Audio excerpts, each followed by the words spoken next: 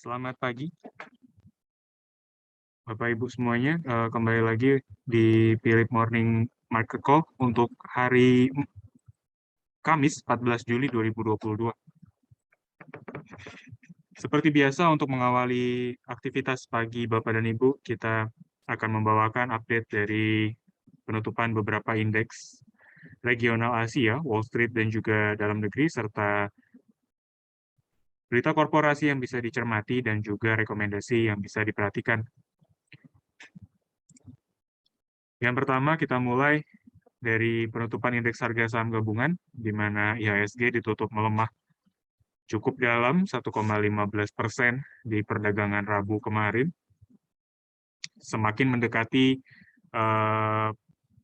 rilis data inflasi ya yang ditunggu di hari Rabu waktu Amerika Serikat. Pada saat itu ya, atau di hari Rabu kemarin IHSG melemah 1,15. Bursa Asia juga ditutup cenderung turun mengikuti pergerakan indeks utama di Wall Street pada hari sebelumnya karena investor masih mencerna adanya kenaikan atau potensi naiknya inflasi Amerika Serikat dan diperkirakan lebih tinggi daripada ekspektasi.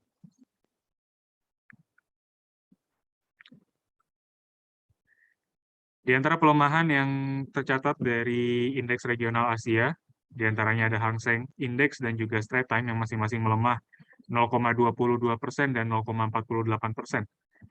Sementara dari bursa Eropa, FTSE dan juga DAX juga masih melemah 0,74% dan 1,16%. Menyusul beberapa rangkaian agenda ekonomi ya, khususnya dari Amerika Serikat yang juga menjadi fokus utama negara dunia, dan juga masih diwarnai dengan krisis energi yang mulai muncul di beberapa negara Eropa, semakin meningkatkan adanya kekhawatiran ya dari setidaknya adanya gangguan dari kegiatan ekonomi negara-negaranya. Perancis sendiri mengumumkan adanya kenaikan inflasi yang lebih tinggi secara month-on-month dan lebih didorong oleh adanya inflasi atau kenaikan harga dari sisi energi. Sementara itu dari Wall Street, Dow Jones, S&P dan juga Nasdaq kompak melemah dengan pelemahan terdalam tercatat pada Dow Jones sebesar 0,67%, disusul oleh S&P 500 sebesar 0,45%.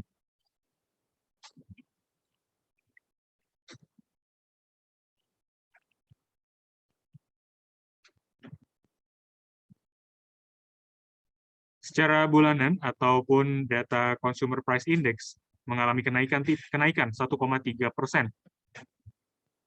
dari bulan sebelumnya. Dan ini juga lebih tinggi daripada ekspektasi pasar yang memperkirakan Consumer Price Index naik di kisaran 1,1%.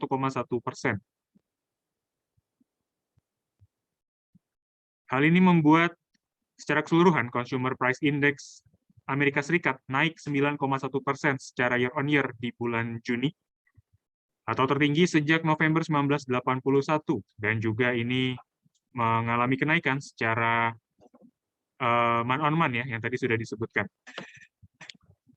Beralih ke bursa komoditas atau harga komoditas dunia, WTI dan juga Brent masih terpantau melemah 0,50% dan 0,42%. Masih kita lihat sentimen dari adanya supply yang mulai dicoba untuk dipulihkan dengan adanya komitmen ya atau rencana dari Arab Saudi untuk menggerakkan anggota OPEC Plus untuk menaikkan kapasitas produksinya. Hal ini didorong dari permintaan pemerintah Amerika Serikat untuk menekan harga energi dunia, salah satunya dari minyak mentah. Batu bara terpantau melemah 2,18% setelah adanya penguatan yang terjadi dalam beberapa hari terakhir, masih berada di level 428,8 US dollar per metric ton. Sedangkan CPO terpantau menguat 3,99% di level 3.976.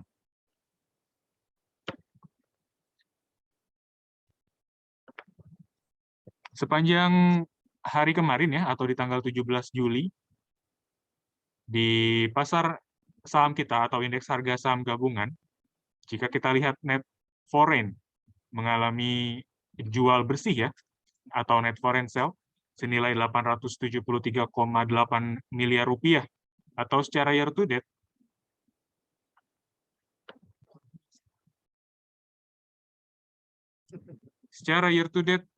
net foreign masih tercatat buy atau jual atau beli bersih masih terpantau tercatat di IHSG sepanjang year to date ini senilai 48,9 triliun rupiah.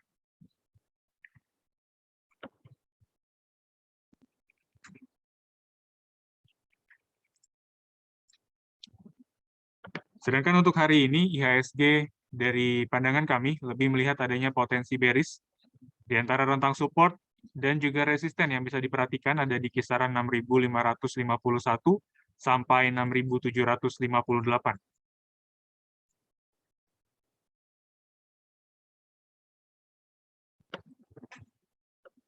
Kemudian dari berita korporasi, kami mencatat diantaranya ada NFCX atau PT NFC Indonesia Tbk yang menargetkan kenaikan penjualan senilai 11 triliun rupiah sepanjang tahun 2022.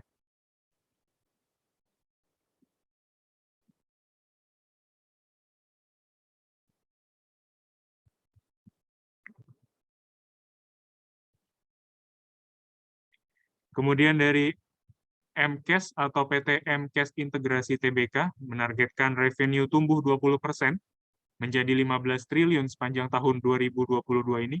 Dan yang terakhir ada Andi atau PT Andira Agro Tbk mencatatkan kenaikan laba bersih sebesar 66,24% menjadi 11,19 miliar rupiah sepanjang kuartal pertama tahun 2022.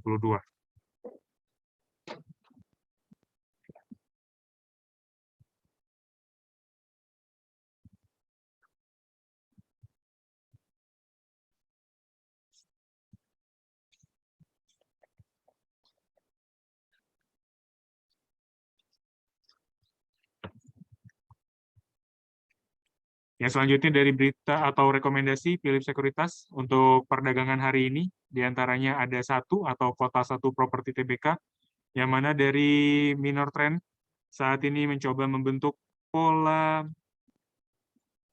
pinan.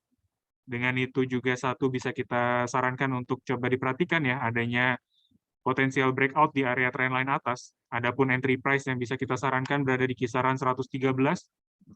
Kemudian untuk target price yang bisa kita rekomendasikan berada di kisaran 123 dan target price kedua berada di kisaran 127. Untuk stop loss, kami rekomendasikan atau kami sarankan Bapak dan Ibu perhatikan area 103.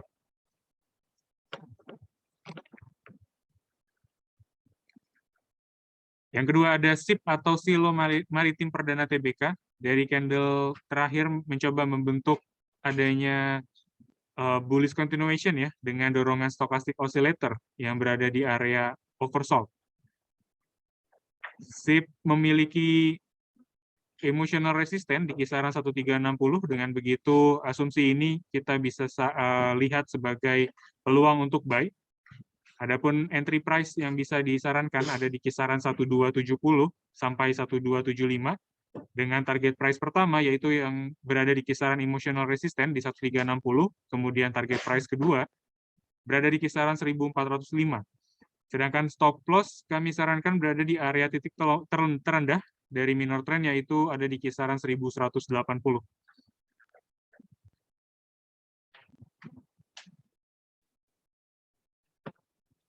Yang ketiga ada TPIA atau Chandra Asri Petrochemical. TPIA kemarin mencoba breakout atau sudah ya, breakout di area trendline atas, dan kemudian kami rasa TPIA punya area support, resisten dinamik berada di kisaran EMA 90.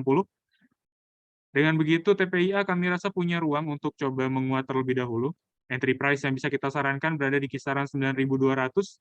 Target price pertama berada di kisaran 9.750 dan target price kedua berada di area 10.000. Sedangkan stop loss kami rekomendasikan berada di area atau di level 8.650.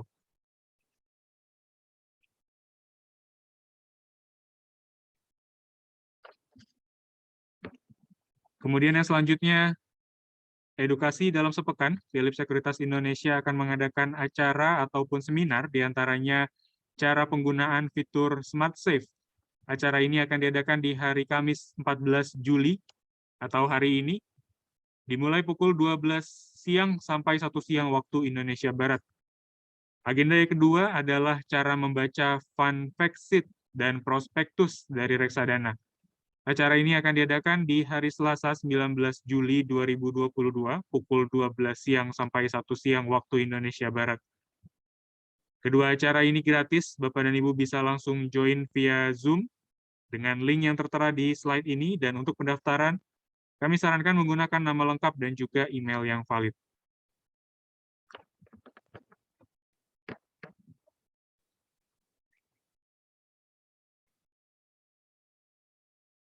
Untuk selanjutnya, kita bisa membuka sesi tanya-jawab. Dipersilakan menggunakan kolom Q&A untuk menuliskan pertanyaan-pertanyaan mengenai rekomendasi ataupun saham yang akan diulas. Dan seperti biasa, kita akan berikan waktu 1 menit untuk Bapak dan Ibu menuliskan pertanyaan di kolom Q&A. Dengan begitu, kita akan kembali 1 menit lagi.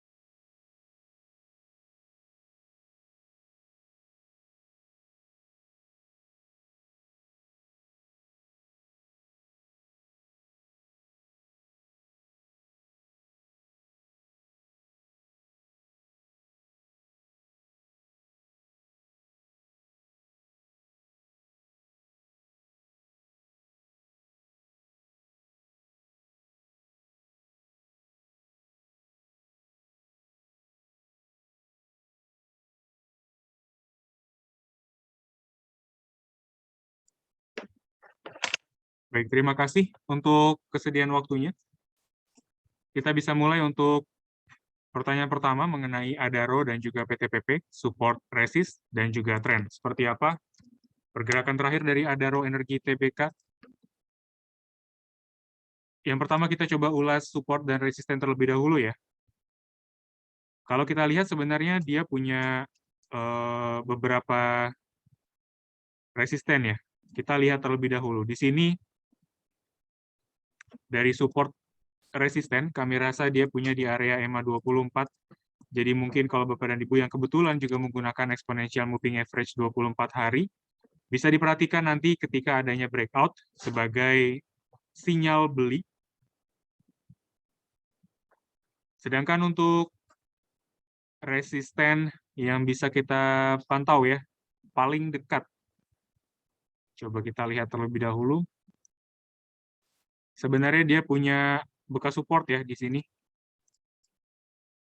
Ya, mungkin kemarin juga sempat diuji, tapi akhirnya Adaro ditutup menguat tipis ya, atau pergerakannya pun nggak begitu cukup besar ya. Jadi di sini ada bisa dikatakan resisten sebenarnya.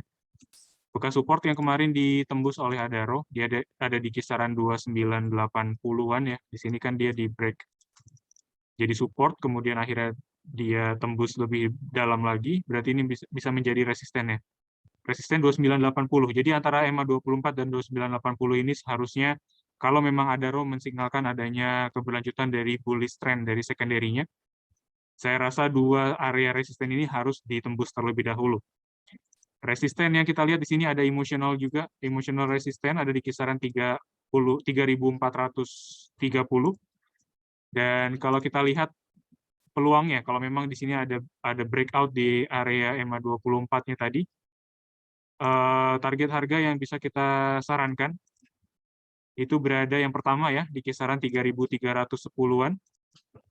Dan mungkin target price kedua agaknya diperhatikan di area ini ya, emotional resistance dia ya.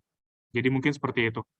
Kemudian untuk support, saya rasa cukup jelas ya. Support yang pertama itu support dynamic di kisaran EMA 13.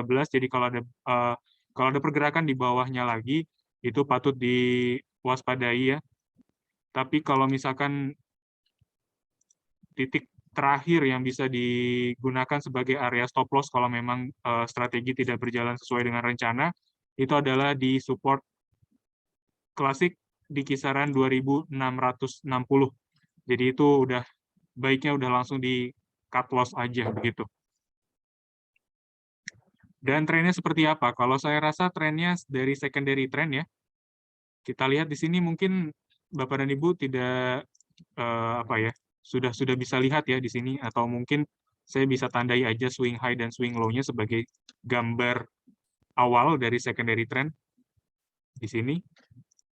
Dan yang terakhir di sini ya. Jadi ini secondary trend masih cukup positif sebenarnya, masih cukup baik. Hanya saja minor trend-nya ya namanya mungkin koreksi ya. Karena kan di tengah-tengah secondary trend atau primary trend itu kan pasti ada koreksi. Secondary trend kalau dari Fibonacci retracement kita lihat di sini sebentar. Ya memang dia punya area support itu ada di kisaran 0,618 ya. Biasa kalau kita gunakan Fibonacci retracement itu mungkin rentangnya antara di 0,5 sampai 0,618 ya. Itu sebagai golden ratio dari Fibonacci. Nah, di sini kelihatan juga bahwa ada row ini masih mencoba bertahan ya atau rebound di area Fibonacci retracement 0,618 dari tren secondary-nya. Jadi ini memang masih sangat baik, masih menarik juga untuk kita perhatikan. Hanya saja minor trend-nya ini kita tinggal tunggu aja breakout selanjutnya ya untuk memperkuat dari asumsi kita. Kemudian untuk PTPP support resisten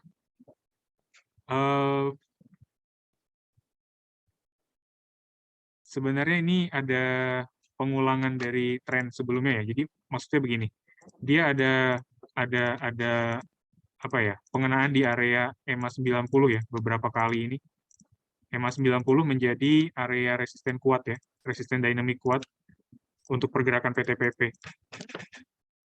Nah, target harganya bagaimana? Saya mungkin bisa sarankan dulu aja ke arah mana PTPP ini lebih potensial untuk bergerak. Saya rasa akan menguji area supportnya di kisaran 860. Ini sangat lebih potensial ya untuk tercapai bagi PTPP dengan adanya tren seperti ini dari jangka pendeknya. Jadi mungkin bisa dijauhkan dulu aja PTPP karena trennya yang jelas ini masih sangat bearish dan beberapa kali pengulangan ya. Di sini ada area support dia di kisaran 890-an dan 860 itu menjadi range support yang cukup kuat untuk PTPP, tapi kita khawatirkan ketika ada pengulangan sebanyak lebih dari 3 kali, maka selanjutnya akan ada breakout ya. Jadi breakout itu akan mengarahkan PTPP untuk membentuk support baru. Supportnya di mana kita belum bisa pastikan, tapi di sini dia punya support klasik ada di kisaran 800-an. Jadi mungkin 800 adalah gambaran yang lebih yang bisa lebih kita gunakan ya untuk acuan pergerakan PTPP ini. Resistennya, saya rasa resisten kembali lagi ya. Kita coba asumsikan aja dulu. Ketika PTPP ini punya swing low di area support terdekat itu, support klasik di 860 tadi ya. Maka resistennya saya rasa itu ada di kisaran 945. Itu udah paling mentok banget.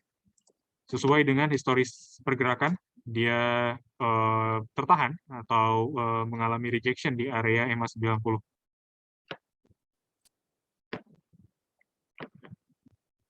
Oke, pertanyaan selanjutnya, aneka gas industri dan juga SMDR. Agi, dari teknikal, kami rasa yang pertama kita coba lihat dulu ya, ini tren apa yang terbentuk. Seperti pola Pinan ya. Seperti pola Pinan yang saat ini coba dibentuk oleh aneka gas industri. Jadi saran saya mungkin bisa diperhatikan dulu ya. Kalau memang dia kalau dia mampu breakout di atas trend lainnya atau setidaknya di resisten ini aja. Kalau dia breakout di resisten ini di kisaran 2330 ya, 2330 kalau dia break itu bisa dibeli lagi ya. Bisa dibeli aneka gas industri, tapi sayangnya kalau dia tidak sesuai rencana dan apa namanya, dia malah bergerak melemah ya hingga mencapai area kurang lebih di kisaran 2060-an sampai 1990 itu udah paling rendah banget sebenarnya karena itu udah breakout di bawah di trend line supportnya ya. Jadi mungkin yang pertama atau patokan yang pertama adalah di 2060 ya. Kalau 1990 itu udah cukup dalam. Seperti itu. Jadi sebenarnya kalau dilihat dari Pinan, pada umumnya Pinan itu mengarahkan kepada continuation ya, tapi kembali kita harus ada skenario-skenario baik dan juga skenario buruk ketika skenario pertama tidak bisa berjalan sesuai dengan rencana. Jadi seperti itu. Lanjut untuk SMDR, saya rasa dengan auto reject sebanyak 3 kali kemarin, ini membawa SMDR bergerak mendekati area EMA 90 dan kita lihat di sini dia masih bertahan ya atau mencoba tertahan di kisaran area EMA 90-nya. Namun kalau memang ada koreksi yang terjadi di SMDR ini, saya rasa seperti beberapa pola pergerakan yang terbentuk ya di beberapa saham. Ketika dia mengalami koreksi entah itu jangka pendek, saya rasa resisten selanjutnya adalah di kisaran EMA 24, yaitu di kisaran 2750. Itu untuk resisten selanjutnya dari SMDR. Kalau dia kembali turun dan bergerak di bawah EMA 90-nya, kalau kita lihat di sini, mungkin asumsinya adalah di kisaran 2340-an ya. Kalau dia kembali bergerak di 2340, itu udah mulai pertimbangkan adanya stop loss ya, karena itu mengarahkan kepada keberlanjutan dari fase bearish-nya, dan itu lebih potensial ya, mengarahkan kepada support di 2150.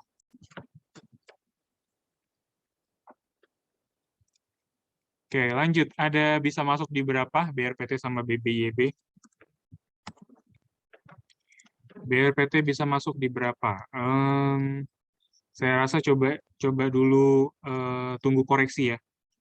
Tunggu koreksinya karena ini breakout awal ini. Di sini ada breakout EMA 90, kemudian di sini ada resisten juga yang di breakout. Saran saya memang tunggu aja koreksi. Koreksi saya rasa yang bisa diperhatikan itu 850 sampai 820-an ya. 850, 820 itu udah coba tunggu aja nanti. Kalau ada pergerakan di range tersebut bisa langsung kembali entry buy. Dengan area cut loss saya rasa berada di kisaran 8. Ini udah sebenarnya bukan cut loss yang wajib ya atau bagaimana, tapi ini bisa dijadikan referensi untuk mempertimbangkan adanya strategi cut loss.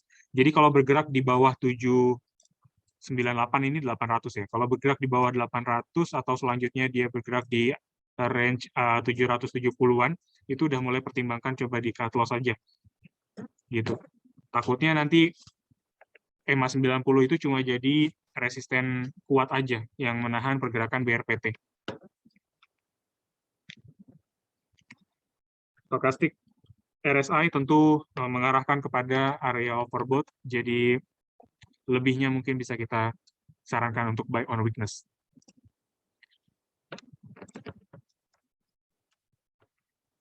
Lanjut BBYB. BBYB juga bisa masuk di berapa? Saya sarankan belum untuk masuk ya. Karena di sini trennya masih bearish. Swing high, kemudian di sini ada lower high. Sini ada swing low, dan di sini adalah lower low. Jadi masih dalam pattern bearish. Terlihat sekali. Dan ini didukung dengan adanya potensial three break cross ya, yang terbentuk. Jadi ini candle. 3 candle ini mengarahkan kepada trend bearish. Jadi mungkin area support di kisaran 940 ini sangat potensial untuk dicapai selanjutnya oleh BBYB. Kalau kita lihat dari historisnya, BBYB ini punya area rejection di kisaran mendekati area 1,618 ya, di area ini. Walaupun di sini dia coba atau sempat menembus di bawah 1,618, tapi ternyata dia ada satu pola rebound di dekat area 1,618 ini.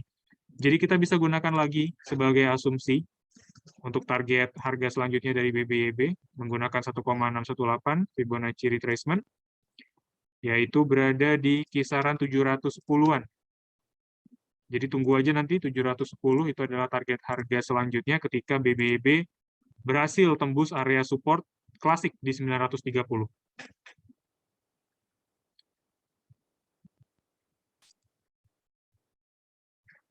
Lanjut BSDE, kemudian untuk SMRA.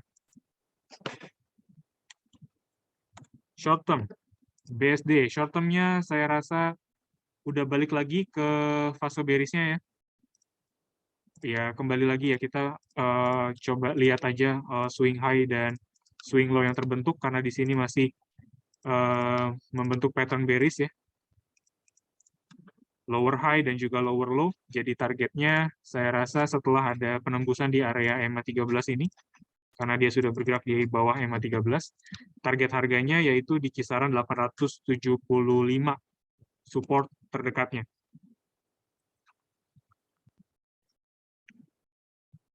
Kalau dilihat memang sekitaran 875 sampai 880 itu adalah support yang cukup kuat ya, sejak tahun 2021 ya. Jadi mungkin ya coba diperhatikan atau diwaspadai, kalaupun ada penembusan di 875 berarti dia akan bentuk satu support baru, dan kita belum bisa lihat ya pergerakan selanjutnya atau memastikan support selanjutnya akan bergerak ke arah mana, karena di sini mungkin ada beberapa support. Di sini ada bekas resisten di kisaran 825 dan juga support klasik ada di kisaran 640-an. Cukup jauh, jadi itu yang kita ingatkan untuk diwaspadai pergerakan BSD ke depan. Tadi juga short term dari SMRA seperti apa? Short term jelas ini masih kemungkinan bearish. Support ada di kisaran 500 sampai 510. Kalau bisa kita lihat lagi di sini, ya 510 adalah supportnya. Jadi mungkin targetnya 510 ya. 545 ini cuma apa namanya, awal aja ya. Ini masih potensi sekali untuk lanjut bearish.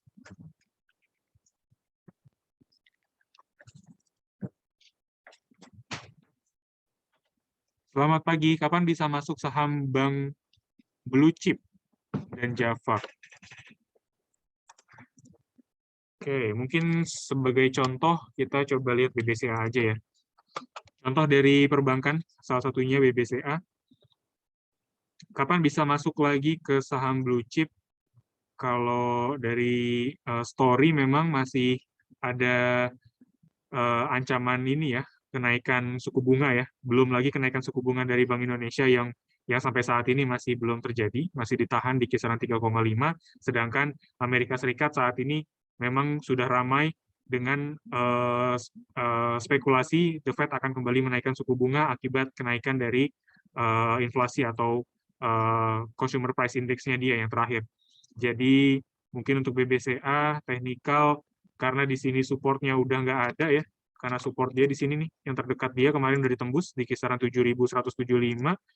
Dengan itu kita bisa gunakan lagi support di kisaran 6.775.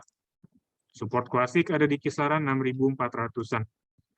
Jadi biarkan dulu BBCA ataupun perbankan lainnya berada dalam rentang bearish, sembari kita menunggu nanti adanya kondisi yang lebih kondusif lagi ya dari kebijakan moneter dunia dan juga dalam negeri. Tadi Java juga, kapan bisa masuk ke saham Java? Kalau untuk kapan bisa masuknya, sebenarnya sih belum ada pattern apapun ya. Belum ada pattern yang menjelaskan bahwa Java ini masuk ke dalam reversal bullish. Karena di sini kemarin dia sempat bentuk apa namanya? Swing high. Di sini high pertama, di sini low yang pertama. Nah, di sini ada higher high nih. Dan sampai saat ini masih ada higher low. Sebenarnya masih cukup baik ya kalau kita lihat dari minor trendnya. Tapi yang kita sayangkan adalah EMA 90 ini masih menjadi resisten kuat. Jadi kemarin dia tembus ya, nggak lama ya, mungkin kurun waktu seminggu, akhirnya dia kembali turun lagi di bawah. Dia breakout lagi di bawah EMA 90 dan membawa tren saat ini bergerak dalam rentang bearish-nya kembali. Jadi mungkin ada baiknya diperhatikan dulu aja. Kalau memang kapan atau mau masuk ya, sebenarnya dari stokastik RSI sebenarnya masih bisa mendukung level saat ini untuk masuk, tapi level yang perlu diwaspadai kalau nanti Java ini nggak sesuai dengan ekspektasi, yaitu berada di kisaran support terdekat dia ya, di kisaran 1405. Jadi kalau berada di bawah 1405 lagi, itu tandanya akan ada potensi pengarahan ke area support klasik selanjutnya di kisaran 1360. Jadi kalau misalkan dia bentuk lagi swing low di sini, di 1360, itu bukan pattern bullish lagi yang terbentuk. Jadi takutnya pattern bullish-nya udah berakhir, akan digantikan dengan bullish continuation ya. Nah ini kan kalau saya gambarkan ini pattern bullish ya, dari minor. Ini patternnya bullish, dari minor trend bullish. Tapi balik lagi, ada case bahwa ketika bearish trend itu terjadi, akan ada pola rising wedge di sana. Potensi ya, kemungkinan ada rising wedge. Rising wedge itu adalah pola yang menandakan keberlanjutan dari tren sebelumnya. Entah itu kalau misalkan secondary trend dia bearish, berarti kelanjutannya adalah bearish, kayak gitu. Nah, ini rising wedge nih, potensi rising wedge. Masih ada memang potensi untuk menguat, tapi agaknya ditekan aja atau dipastikan aja dia nggak breakout di bawah area 1405. Kayak gitu. Lanjut, United Tractor, kemudian Astra International. UNTR hari ini masih lanjut ya, dan bahkan dia breakout area EMA 24. Kalau masih bertahan hingga akhir perdagangan, saya rasa cukup menarik untuk dilihat di kemudian hari ya. Resisten, saya rasa karena ini United Tractor baru breakout awal ya, resistennya sih kalau saya lihat mungkin nggak begitu jauh ya. Mungkin ada di kisaran 29.875. Itu target pertama. Jadi kalau ada penembusan ya di 30.575 sampai 30.600-an. Kayak gitu. Ini kita masih perlu coba tunggu dulu. Karena breakout ini apakah bisa dilanjut oleh UNTR ke depan atau tidak. Karena kalau misalkan Bapak dan Ibu sudah mencoba masuk ya saat ini, dengan asumsi highest price menjadi swing high, maka titik stop loss yang perlu diperhatikan oleh Bapak dan Ibu berada di kisaran 27.009 atau 28 ribuan ya. Kalau kita bulatkan sesuai dengan fraksi itu ada di kisaran 28.000. 28.000 sampai 27.650 itu udah range yang bisa digunakan sebagai level atau area cut loss. Karena di situ berarti adanya rejection atau penahanan di kisaran area EMA 24. Itu sinyal kurang baik kalau memang terjadi seperti itu di UNTR.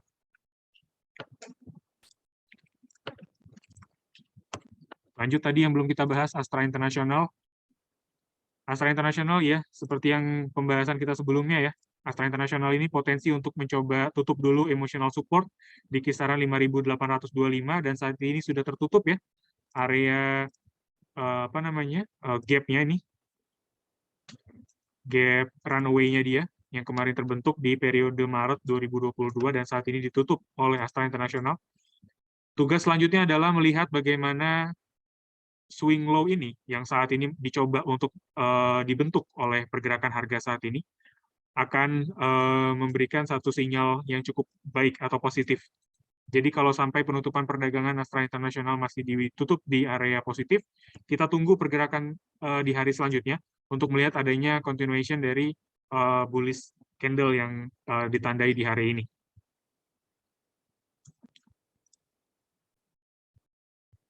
Selanjutnya ada PNBN sama PNLF.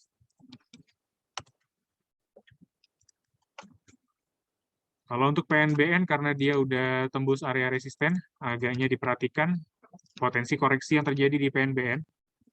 Buy on weakness kita lebih sarankan, itu ada di kisaran 1775 ya, sampai 1705, itu mungkin range yang sangat layak untuk kita coba perhatikan lagi. PNLF, saya rasa ini adalah awal dari pergerakan bullish-nya ya, bullish trend dia. Karena kemarin dia udah apa namanya? Rebound di area EMA 24. Jadi hari ini mungkin bisa kembali diperhatikan untuk buy. Resisten dia ada di kisaran 468. Bisa diperhatikan untuk taking profit. Selanjutnya ada ITMG sama ARTO. Kalau untuk ITMG ini dia punya support ya yang bisa kita lihat atau pantau ini itu antara di kisaran 32.250 sampai 31.650-an. Jadi kalau selama ITMG masih bergerak di atas range tersebut, saya masih atau kita masih bisa sarankan untuk hold ya kalau yang sudah punya di beberapa pergerakan terakhir. Kalau yang belum punya mungkin bisa diperhatikan nanti karena ITMG hari ini coba koreksi dulu karena 2 hari sudah menguat. Koreksi ataupun entry price untuk buy on weakness. Yang pertama 32.225-an, 32.250 sampai 32.225 bisa dijadikan referensi untuk buy on weakness. ITMG. Polanya masih cukup baik. Di sini swing low-nya mungkin bukan di situ ya. Swing low ini, kemudian swing high ini, dan di sini ada higher low. Nah, higher low ini dilanjut dengan adanya breakout di antara EMA 13 dan 24 ini, potensi mengarahkan ITMG untuk bergerak kembali menguji area resisten klasik di kisaran 37 ribuan ya. Jadi kurang lebih polanya seperti ini nih, kalau Bapak dan Ibu coba gambar ITMG. Nah, kurang lebih begini ya, walaupun kurang begitu rapi, tapi ya setidaknya bisa menggambarkan pola dari ITMG. Jadi ada breakout, ini breakout cukup baik, selama dia masih bergerak di range support yang 2 support yang saya gambarkan ini, maka akan ada potensi keberlanjutan bullish sampai 37.000. Seperti itu.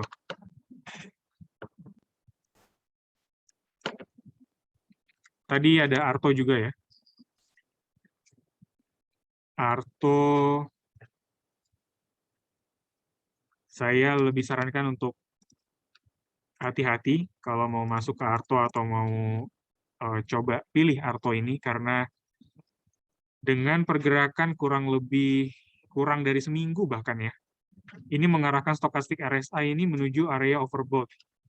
Jadi seperti pada pergerakan sebelumnya, ARTO ini punya area resisten, dynamic di kisaran EMA 24, jadi kita khawatirkan ini akan kembali terulang. Dan dari tren masih dalam tren bearish ya sampai saat ini. Belum ada pattern apapun yang menjelaskan bahwa ARTO sudah masuk ke area reversal, jadi ada baiknya dijauhkan aja.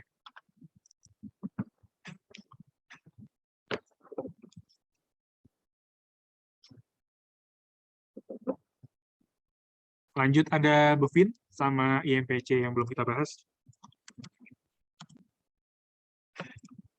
BeFin.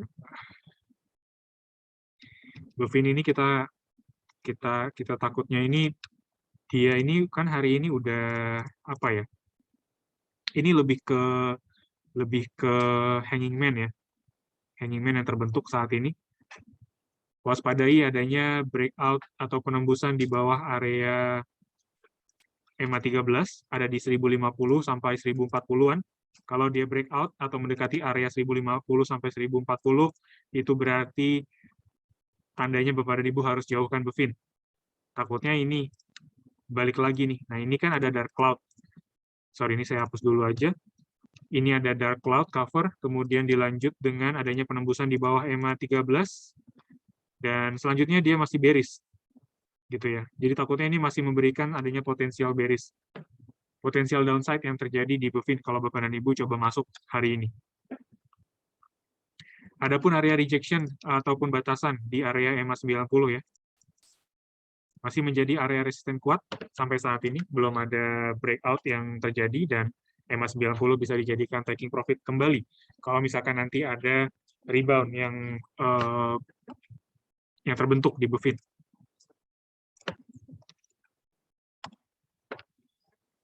Lanjut IMPC. IMPC polanya sebenarnya nggak ada.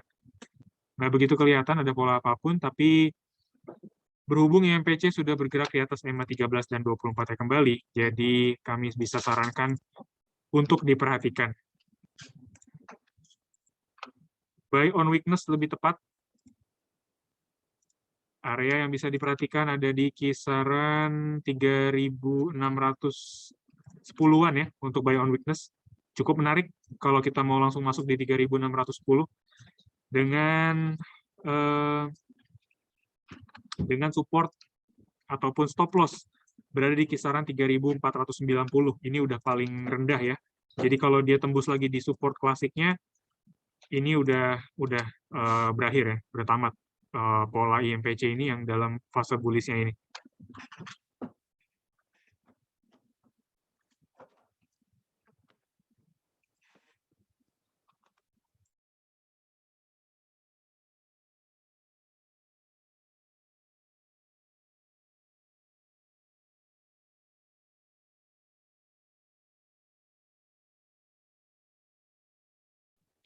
Lanjut ada LPPF, kemudian ada saham yang belum kita bahas ya, RMKE, coba kita lihat. Kita beralih dulu ke sektor retail trade, LPPF. Karena adanya sinyal yang kembali bergerak di bawah EMA 13, saya lebih sarankan untuk dijauhkan dulu aja atau waspada pergerakan selanjutnya karena LPPF ini masih punya area support di kisaran 4.150 dan dengan adanya pergerakan di bawah EMA 13 dan 24 itu lebih mengarahkan kepada bearish trend. Target harga 4.150 cukup jauh, jadi ini ada satu potensial downside yang Bapak dan Ibu tanggung kalau Bapak dan Ibu masuk di posisi saat ini. Trennya juga masih belum bisa kita sarankan untuk buy. Sebaliknya, saat ini trennya sudah mengarah kepada bearish reversal. Dengan area resisten dynamic di kisaran EMA 90 hingga EMA 24. Banyak yang menanyakan RMKE, kalau kita lihat bagaimana pattern-nya yang terjadi saat ini. RMKE juga masih cukup baik ya. Secondary trend masih kelihatan sangat menjanjikan, sangat menarik. Di sini ada swing low dan di sini ada swing high. Di sini ada higher high dan juga di sini ada higher low. Jadi ini masih dalam rentang bullish-nya. Bisa dikatakan seperti itu dari teknikal.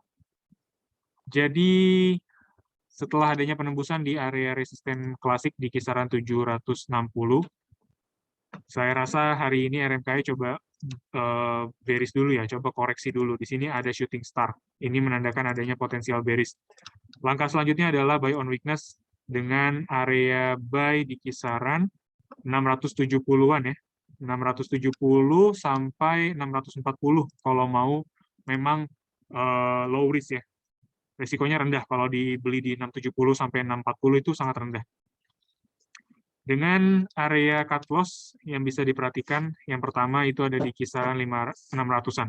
Jadi kalau dia kembali tembus di bawah 600, saya sarankan untuk coba dijauhkan aja dulu. Karena takutnya dia bakal uji area supportnya di kisaran 540. Cukup jauh ya kalau kita tunggu, misalkan Bapak dan Ibu mau tunggu sampai 540 itu kejauhan. Takutnya ya membebani kinerja portofolio Bapak dan Ibu seperti itu.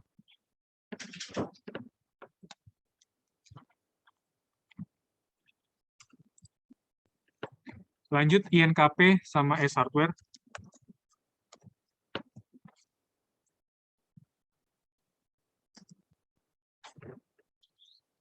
INKP karena kemarin ada hanging man ya di tanggal 12 Juli kemarin.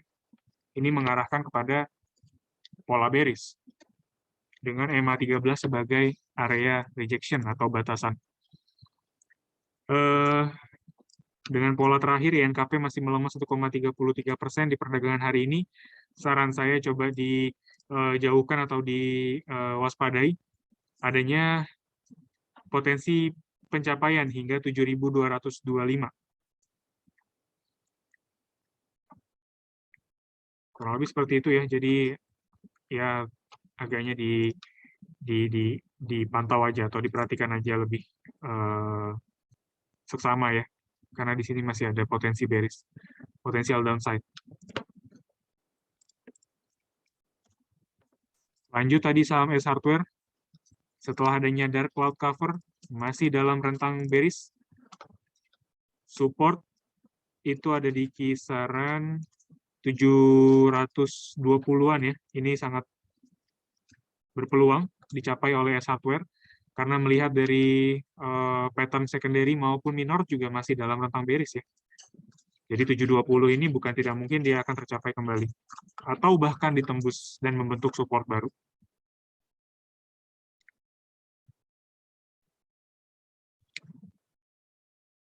Oke, lanjut. Apakah saat yang baik untuk buy INCO? Dan bagaimana prospek jangka pendek?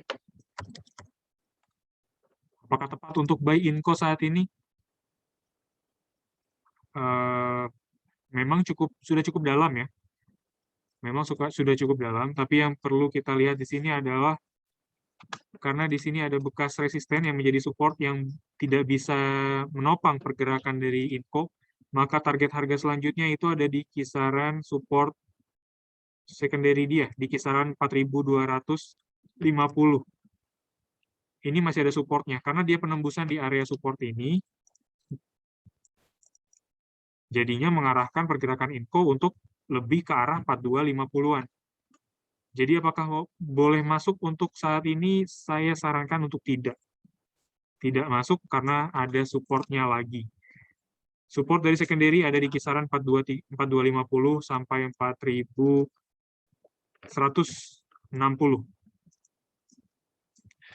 Itu dari secondary trend ya. Jadi sih kalau mau mengurangi resiko, mengurangi tingkat resiko, saya sih sarankan 4250 hingga 4160 ya untuk beli. Jadi itu mengurangi resiko juga sebenarnya. Karena kalau misalkan ada penembusan di bawah 4160 tadi yang tadi kita bahas, sorry, 4110 berarti. Kalau di 4110 misalkan Bapak dan Ibu beli mendekati lah setidaknya 4110, kalau ada penembusan di bawahnya lagi, Bapak dan Ibu tinggal pilih aja level cut loss yang Bapak dan Ibu miliki, karena itu udah tanda bahwa INCO itu udah nggak mampu lagi bertahan di area atau di channel bullish dari secondary trend ya, karena itu udah secondary trend atau swing low terakhir, support terakhir dari yang bisa kita baca dari secondary trend-nya.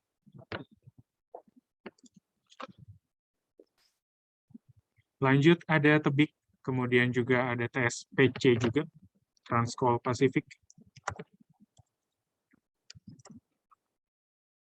Tebik, tower bersama infrastruktur.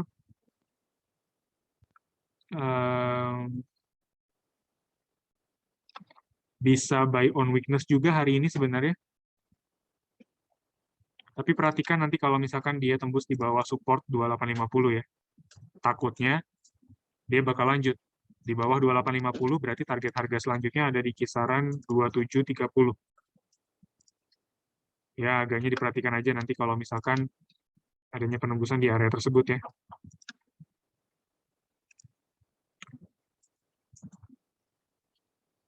Ya, kurang lebih seperti itu untuk tebik. Lanjut TSPC juga saya tidak sarankan karena kemarin dia hanya tutup gap aja, kemudian hari ini dia melemah. Kemarin itu dia cuma tutup gap doang nih, kelihatan banget. Tutup gap aja, di sini ada low, ada highest price-nya, kemudian harga selanjutnya dia ke bawah, ditarik ke bawah. Hari ini ada hanging man, berarti ini menandakan adanya potensial bearish selanjutnya. Dan fase bullish sehari kemarin itu udah berakhir.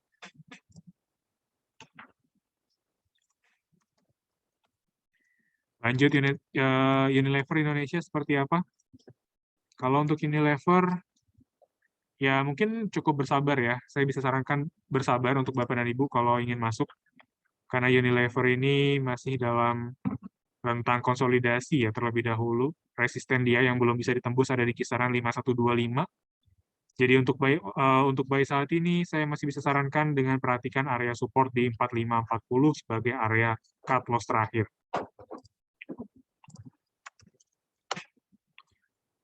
Untuk KLBF, dia mencoba breakout dulu area resistennya, atau mendekati ya, area resisten. Itu ada di kisaran 1720-an ya. 1720. Jadi di sini ada satu, kemudian di sini ada 2 kali pencapaian area resisten. Jadi kalau ada pengujian kembali area resisten untuk ketiga kalinya,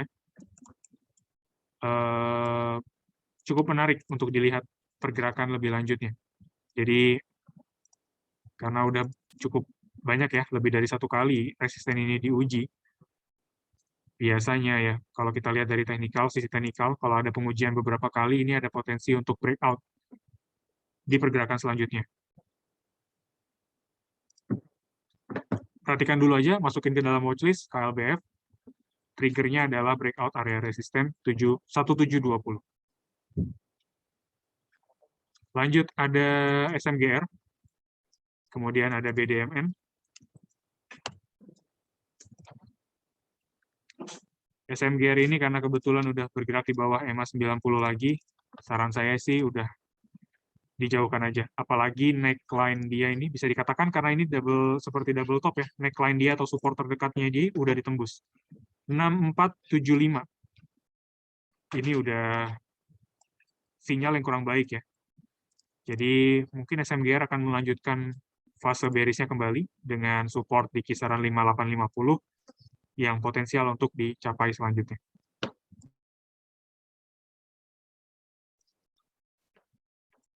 Tadi ada BDMN. BDMN hari ini melanjutkan penguatannya. Apakah bisa masuk? Kita khawatirkan ini udah cukup telat ya, terlambat.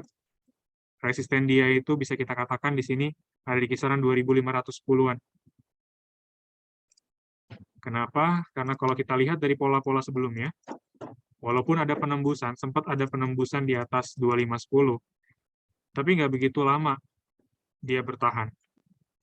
Dan kalau misalkan Bapak dan Ibu mau masuk saat ini, takutnya hanya memberikan potensial upside yang sangat rendah dengan risiko yang cukup tinggi. Kita mempertimbangkan hal tersebut, sehingga BDMN mungkin kalau yang belum punya, tidak kita sarankan kembali karena udah cukup tertinggal ya harganya. Tapi kalau yang udah punya, masih bisa kita sarankan di hold sampai 2510. Lanjut ada Excel sama Hermina Hill. Medica Loka Hermina. Excel atau Excel Asiata juga kembali di dalam channeling bearish-nya. Tidak kita sarankan untuk masuk. Pattern belum ada sama sekali adanya potensi bullish reversal. Sebaliknya, ini mengarahkan kepada continuation dari bearish. Jadi untuk harga ataupun langkah selanjutnya, Excel bisa dijauhkan aja karena support dia itu atau target harga selanjutnya ada di kisaran 1980.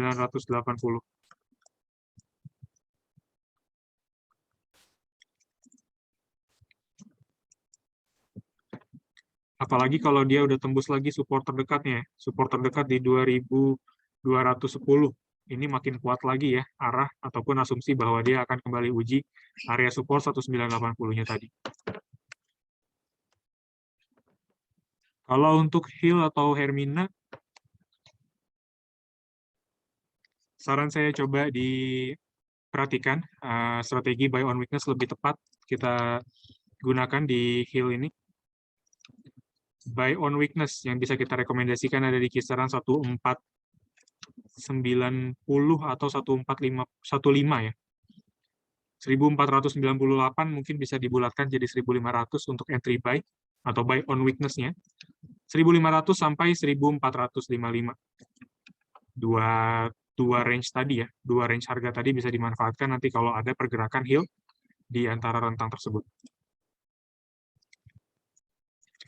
Oh iya, cut loss. Cut loss-nya itu ada di kisaran 1390-an. 1390 itu cut loss. Takutnya dia uji area EMA 90 dan EMA 90-nya nggak begitu kuat ya menahan koreksi atau pengujian di Hermina Medica Loka Hermina ini.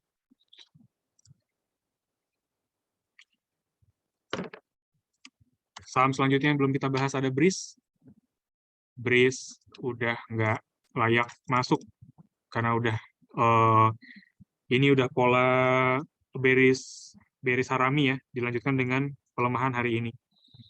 Dan EMA 90 terbukti kembali menjadi area resisten dynamic kuat untuk Breeze.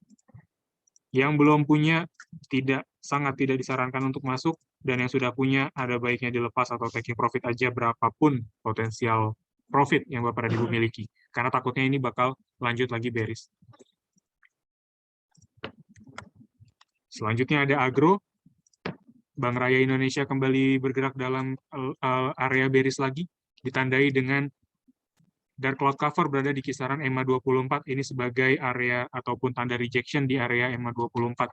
Secara historis juga Agro menggunakan atau menjadikan EMA 24 sebagai area batasan ya, atau area rejection. Sehingga ini bisa kita asumsikan sebagai resisten kuat.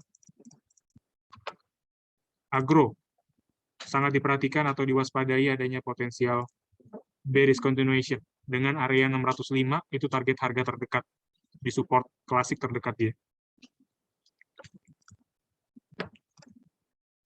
Oke, dan mungkin untuk pembahasan dari Agro menjadi pembahasan terakhir, kami ucapkan terima kasih kembali untuk atensinya yang masih luar biasa hingga saat ini mengikuti Philip Morning Market Call.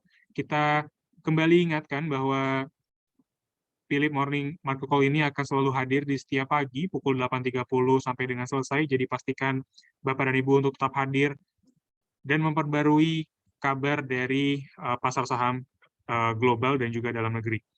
Akhir kata, terima kasih. Selamat melanjutkan aktivitasnya kembali bagi Bapak dan Ibu, dan salam cuan.